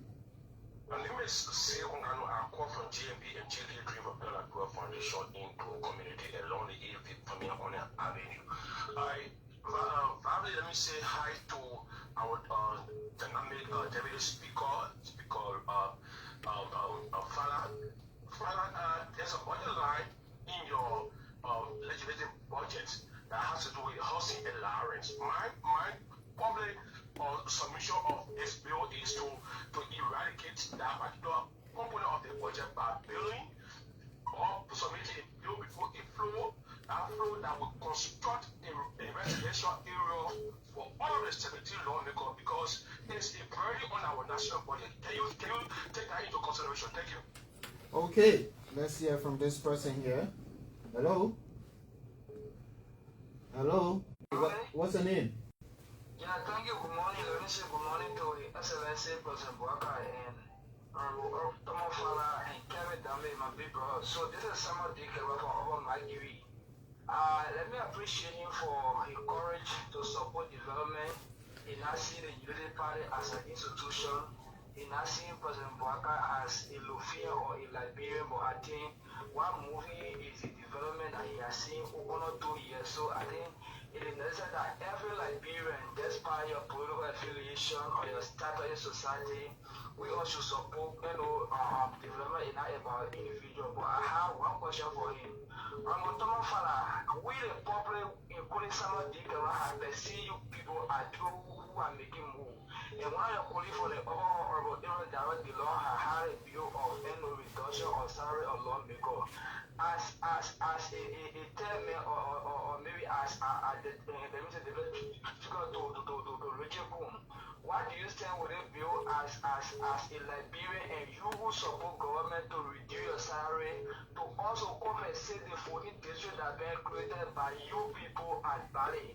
How do you stand by that? Thank you so much. Good morning. Good morning, Bobby. Let's hear you. Good morning, Honorable Deputy Speaker. My name is Steve Kennedy, and I'm from my home county resident on my way to town. Let me use this public medium to say thank you for the work you do for our people, manifested by your continuous elections winning. It tells you that the Liberian people are pleased and satisfied with your leadership. let me also be grateful for you to be nationalistic, to see truth against hate. So, Honorable Deputy Speaker, the very day you launched the national movement to support the president, which is President Boakai, today in Bonkande, we have established the national movement to support Boakai through your own institution. We have the membership of 5,600 in line with the Friends of Fallah. We call the cross. We are currently in a unfinished building in Bonkande. We're trying to set it Yeah, up. that one, We'll get your number. I think it's important. We'll get your number. We'll get your number. The team will work along with you. Chris, good morning from Nigeria. Chris, good morning. Good morning, Bable. Yeah, go ahead. Good morning, Bable. Good morning, Bable. Go ahead. Are you hearing me? Yes, very clear. Thank you, Bable. Let me say good morning to the Deputy Speaker. Honorable Fallah, thank you so much for the deliberation this morning. Hello? Yeah, go ahead. Are you hearing me, Bable? Yeah, just go ahead. You live. Thank you, Bable. I have a question for the Honorable Deputy Speaker. I like the way he put it. My 20-year friend in the CDC, amazing and love everything. Honorable Fallah, now. Oh. They made a mistake. Now Oh, Chris, this call is WhatsApp call and people keep calling. Yeah, go ahead. He said, what's the question? Chris, he said, what's the question? Oh, God. Chris, he said, what's the question? I think he wanted to ask whether they made a grave mistake. Yeah?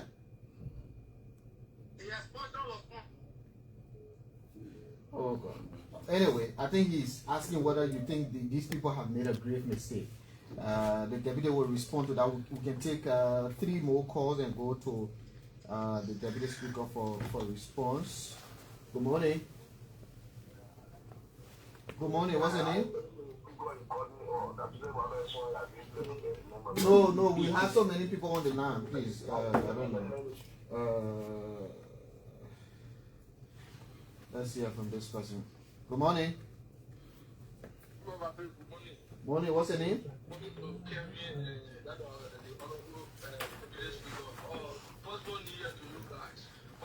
is and I'm a member of the Intellectual Bureau and Impact this morning. I want to say thank you because what's made changes. You never wrong yesterday because it was you never saw the truth at that time, but now you have seen the truth. So to teach in that part, although it's not part of the party, but supporting the party, I'm going to commend you. Some of our group, they are the party Intellectual Bureau. I think this is a blessing to us. So to get a deal for ourselves because the one really help for you. But this is my question, right? Will you be in a part of like for me now? If I want to be part of your movement, if I will take membership and related parties, because I will take 100% related parties, if I will be part of it. So thank you for being there. Okay, thank you. Thank you so much. So David, you got all of the questions. You can respond. Well, thank you. I think it's more a lot of More commendation. We got a lot to do. For me, I'm not a guy easy to move. I like to work, and the work should speak for us. And you see, that's why we need to be honest to ourselves. I see some of my friends, you argue, you force, you want to fight. You do need to fight with a little understanding of the local politics on the ground. Once you work, the people can see, they can feel, they know. They can always acknowledge the issue of opposition. The opposition would never see the good side because the guy wants to be where you are. But the majority or generality of the people will see the positive side of you. So whenever you come out tomorrow, you say you want something, obviously, trust me, the silent voters are the major decision makers in electionary processes. They're not talking, they're not involved in our everyday politics. I'm sorry. Responding to the question. Our opposition, but man, that's what I'm talking about. Being elected 4 times, Kevin. Gary, let me speak about myself. Elected position, Maserado. This is the hub of intellectual and cross sections of citizens. So to have been elected here, it speaks volume, Kevin. First, for 2005, straight they are left to go for you.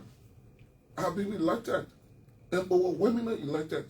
So meaning, sometimes the silent majority, the number of politics, the number of politicians that will be on the radio, they have center firing, they are also there, they are all good people. So all these people put together, you always win. What I'm trying to say is, you must learn to do your work and be honest to yourself and your people. When you tell people things that you will do, try to do your best to do them. Your organization, your department, your output, your presentations must always be there.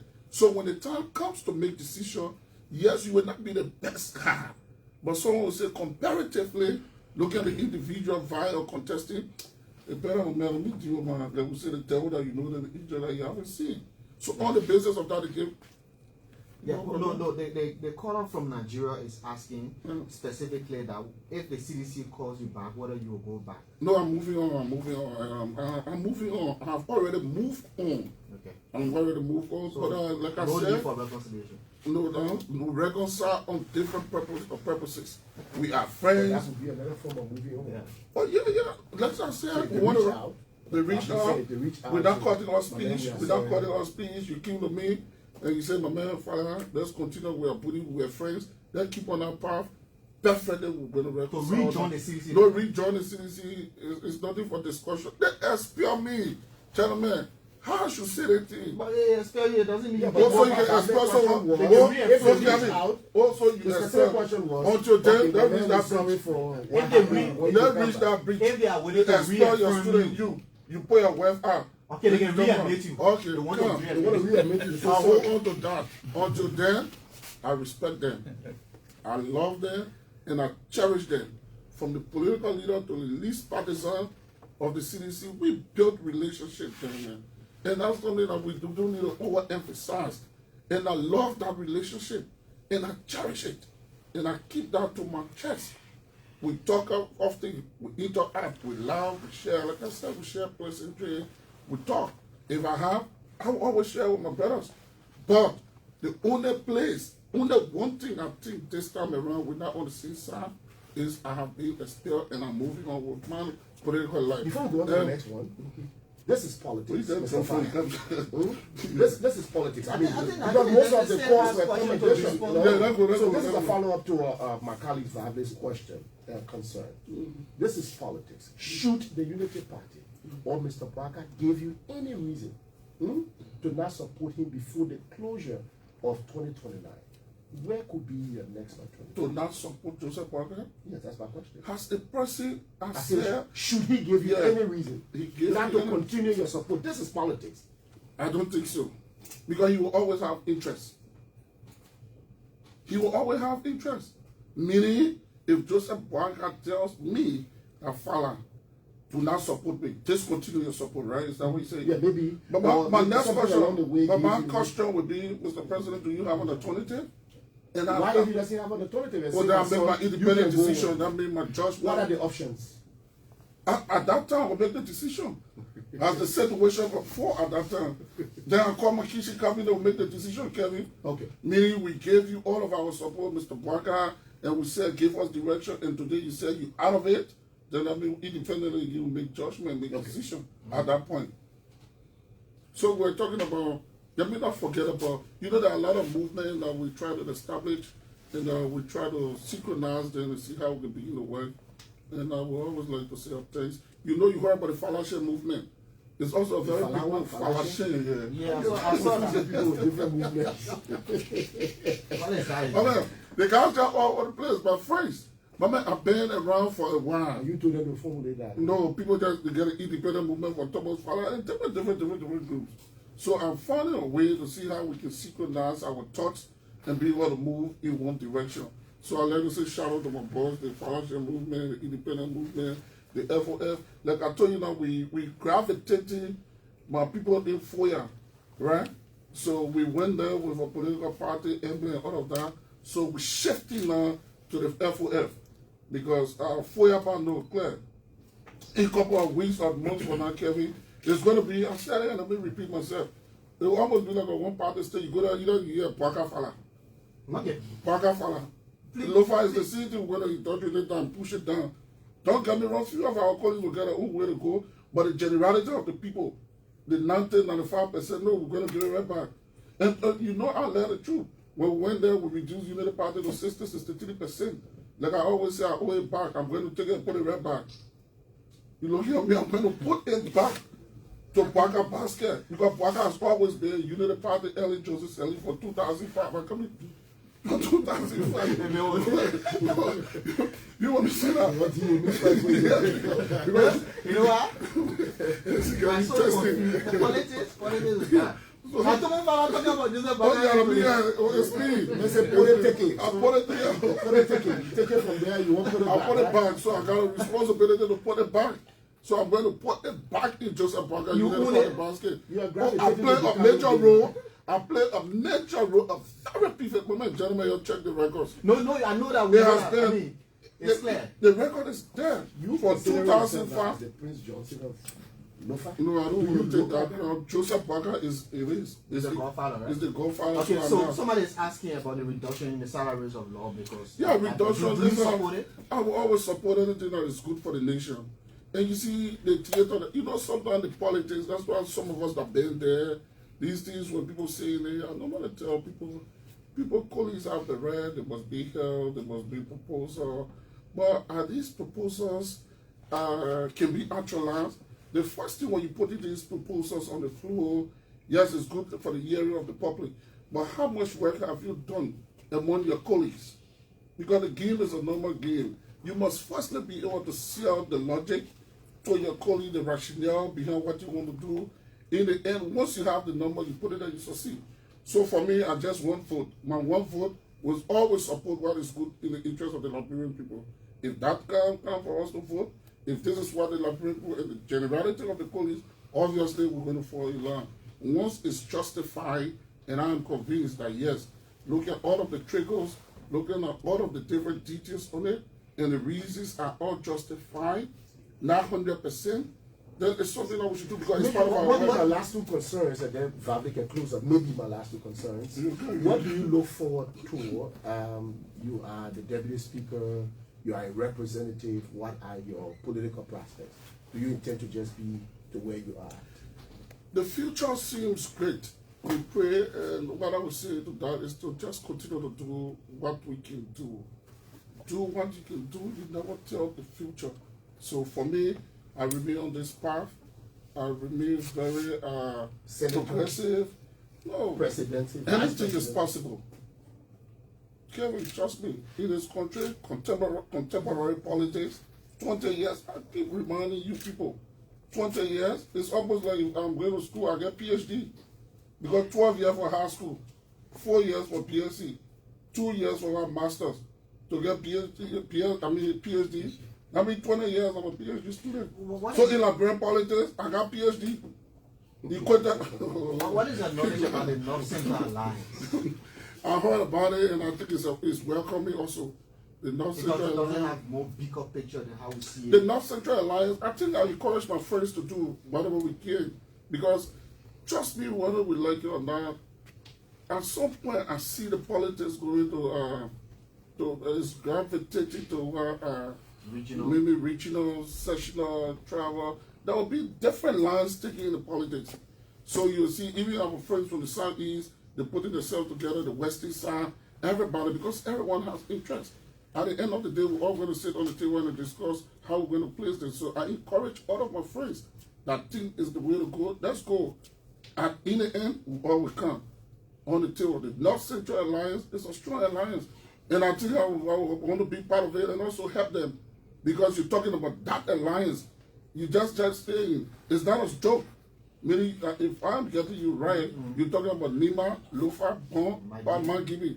If you know what that number is, then you should know that it's not a... Give us an idea how 2029 going to look like. For me, I think it's going to be much more easier. That would be In whose favor? Joseph Parker.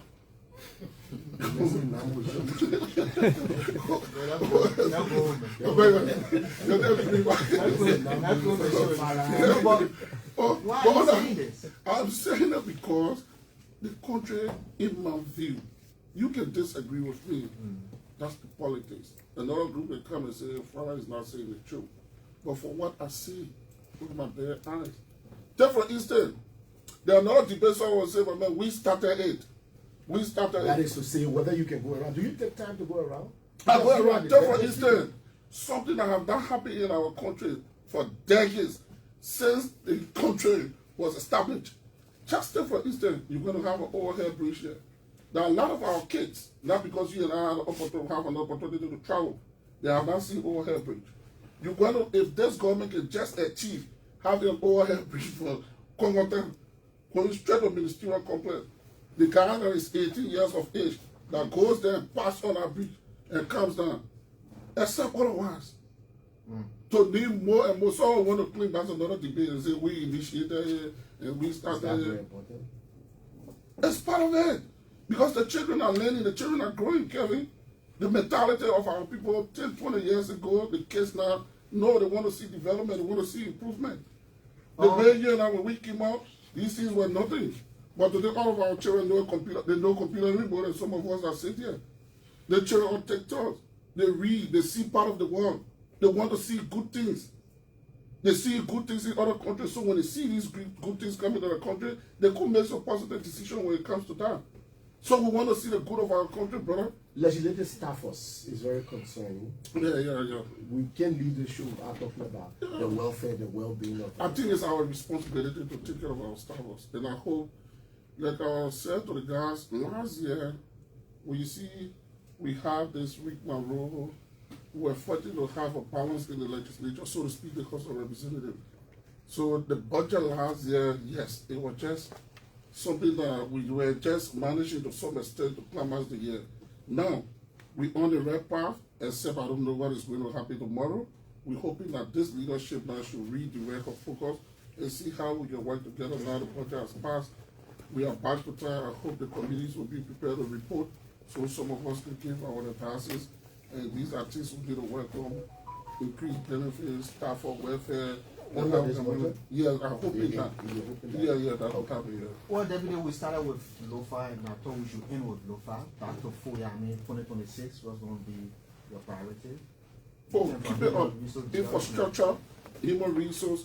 As we speak, today, LOFA, let's get to the human resource aspect, and that's the unique part of it, because it's a program that's going for the next 4 years for the tertiary programs where we want to see most of our kids after high school don't go back on the farm, don't go back in the village.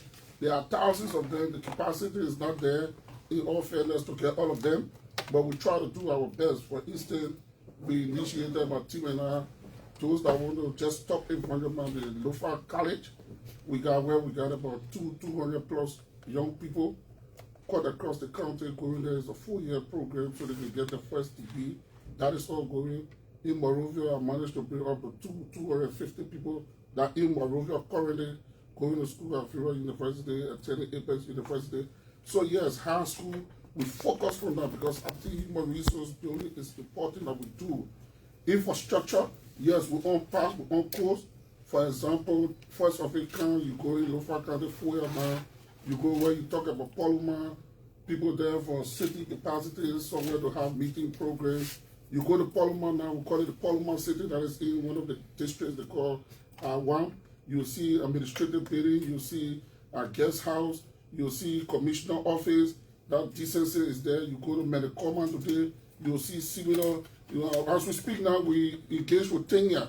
We're going to set similar thing down. I hope I had a picture so you can see what I'm talking about. Very clean, nice. Today we're not sure if we get a big program, with the exception of Central Foya. You can go on the Oscar and have meetings and have programs. Our road network, the bridges, we connected. They farm to market road, agricultural programs, giving small subsidies to our mothers to do the little rice farm, the little sugarcane farm, the cassava farm, buying those machines and stuff. We're doing that macro loan for our people, the marketers. So yes, FOIA is good 2026. we have an agenda already set. We just keep doing it. So you guys are invited. July, we're going to be doing a lot of dedications again. I hope those projects are completed for the people of Foya, and then we expand gradually. Like we carry on the development plan of Lofa County. We will set that blueprint and hit the road. The road running, and then we're moving on. Lofa is going to be great. I mean, you asked me about what you see back. What's that about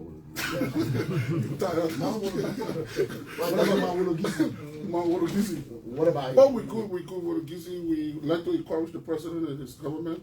That is a big conversation also. That could be part of our development To plan. have money activities. To have to explore and carry on money. Because, we got nothing in our country on a very serious note. We believe that is the only thing that we have in terms of natural resource and also leading our advocacy. So we're encouraging the executive to have the constitutional authority to negotiate, to get concessionaires come into Lofa, into the country, to see how we can begin to explore. Because you need to put the system into place now. It's not overnight, it's going to take maybe the next 1 decade to have actual exploitation. Is it a Lofa voice, or this is Thomas Fallah? No, it's a Lofa voice. You know the uniqueness of our country, Kevin. I don't know whether your son, my man, Mr. Joseph Parker, the Kisi people were the great uncles of that country. So I'm speaking here as a great uncle, small, I'm going to come as a small uncle.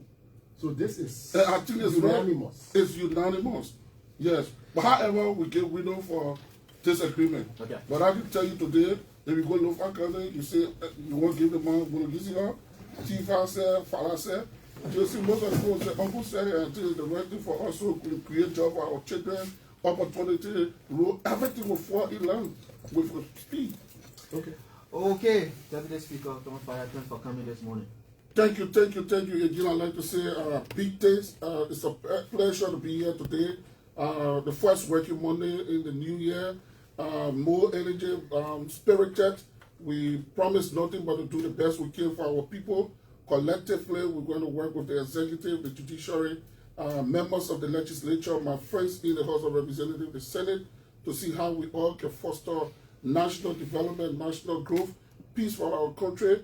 And we wish Joseph Walker and his government very well. And thanks God and the woman, I like it. He has energy. If you don't want Lofa, at least expect him. Everywhere that Omer was there, going. Like someone said, Omer moving lipping. So, gentlemen, wish you well, man. Thank you, ELBC, Kevin. Thanks, man. Thanks for joining us. I thank my director and all of you that are watching all through this media. Would like to say thank you. We want Liberians. Let's keep it civil. Let's keep it peaceful. Our opposition friends, all we ask you to do, you have the right to disagree. You have, because you want to come to power. Let's just keep it civil. Let's just keep it peaceful. Let's know that we have one nation, one country called Liberia. We cannot afford to go back. So push your kids, argue your kids. We on the other side will push our kids. Let's just be civil. Don't wish harm. Don't kill yourself. Don't kill nobody. Don't burn someone else because the guy disagree with you. That's why the Constitution is clear. All of us as citizens have our right to take our side. Fallah have taken his side, I have taken my side. You have the right to take your side. But let's enjoy ourselves and chill. When it comes to politics, you go your way, I go my way. We meet again. Thank you so much. Kevin, thank you.